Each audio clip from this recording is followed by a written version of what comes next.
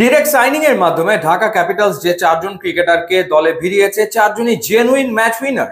তাসকিন আহমেদের একটা স্পেল ম্যাচের চিত্র পাল্টে দিতে পারে, সাইফ হাসানের একটা ইনিংস ঢাকাকে ম্যাচ জেতাতে পারে, অ্যালেক্স হেলসের ব্যাপারে নতুন করে বলার কিছু নাই, এবং উসমান খান তিনিও আসলে ম্যাচ উইনিং নক খেলতেই পারেন। বিপিএল এর অকশনে ঢাকা এমন সব ক্রিকেটারকে বেছে নিয়েছে যারা আসলে কোনো না কোনো সময় টি-20-তে দুর্দান্ত পারফর্মার ছিলেন, কিন্তু এই মুহূর্তে হয়তো তারা সেরা ফর্মে নেই। সুতরাং তাদের প্রমাণ করার আছে অনেক কিছু। শুরুটা করা যেতে পারে শামীম পাটোয়ারিকে দিয়ে। শামীম পাটোয়ারি দল থেকে বাদ পড়েছিলেন, ন্যাশনাল টিম থেকে বাদ পড়েছিলেন, আবারও তিনি দলভুক্ত হয়েছেন যখন লিটন কুমার দাস প্রেস কনফারেন্সে বললো যে শামীম থাকলে দলে ভালো হতো। তারপরে থার্ড টি-20তে আয়ারল্যান্ডের বিপক্ষে আবার শামীমকে দলে আনা হয়েছে।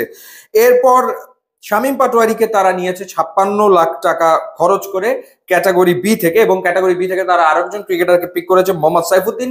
68 লাখ টাকা খরচ করে মোহাম্মদ সাইফুদ্দিনকে তারা দলে ভিড়িয়েছে। এটা খুবই ভালো পিক ছিল, কারণ সাইফুদ্দিন আসলে হয় ব্যাটে কন্ট্রিবিউট করবেন অথবা বোলিং এ ডেফিনেটলি কন্ট্রিবিউট তো করবেন। মোহাম্মদ মিঠুনের জন্য দলটা আসলে অনেক টাকা খরচ করেছে, 52 লাখ টাকা খরচ করেছে মোহাম্মদ মিঠুনের জন্য। এরপর তাইজুল ইসলামকে তারা দলে নিয়েছে 30 লাখ টাকায়। বলছিলাম যে একটা সময় দুর্দান্ত পারফর্ম করেছেন মোহাম্মদ মিঠুন, এক সময় ন্যাশনাল টিমে খেলেছেন, এখন হয়তো বেস্ট অফ ফর্মে নাই, বাট এখনো তার দেয়ার অনেক কিছু আছে। সো লেটস সি যে মোহাম্মদ মিঠুন নিজেকে প্রমাণ করতে পারেন কিনা। একই কথা প্রযোজ্য সাব্বির রহমান এবং নাসির হোসেনের ক্ষেত্রেও। সাব্বির রহমান তার সেরা সময়টা হয়তো পেছনে ফেলে এসছেন, বাট ইউ নেভার নো, হয়তো বা এবারের বিপিএল এ সাব্বির রহমান নতুন ভাবে নিজেকে উপস্থাপন করতেই পারেন। সাব্বির রহমানকে 28 লাখ টাকা খরচ করে দলে নিয়েছে ঢাকা।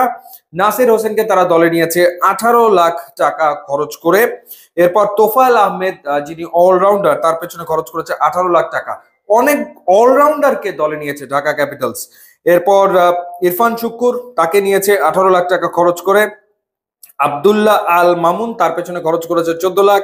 ইয়াংস্টার মারুফ মৃধা আন্ডার-19 থেকে উঠে আসা ফাস্ট বোলার, তাকে নিয়েছে 14 লাখ টাকা খরচ করে।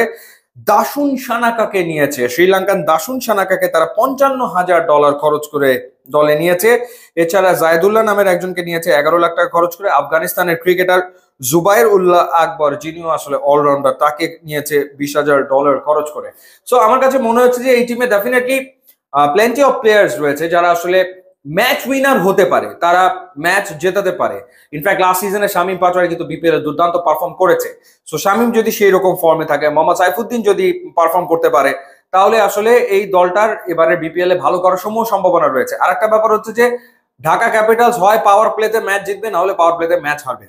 কারণ তাদের টপ 3 অর্থাৎ সাইফ হাসান, অ্যালেক্স হেলস এবং উসমান খান, এই তিনজন যদি পাওয়ার প্লেতে খেলে এবং দুইজন যদি ক্লিক করে, তাহলে ঢাকা একটা ফ্লাইং স্টার্ট পাবে।